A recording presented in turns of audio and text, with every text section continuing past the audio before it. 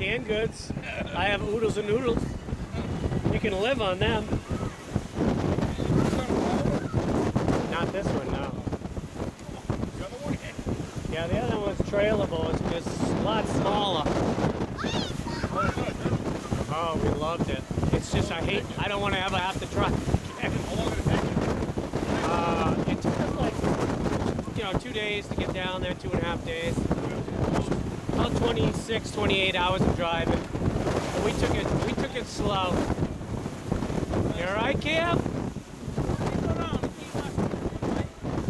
Yeah, we went to Key West for one night. We went to Key Largo for a few days.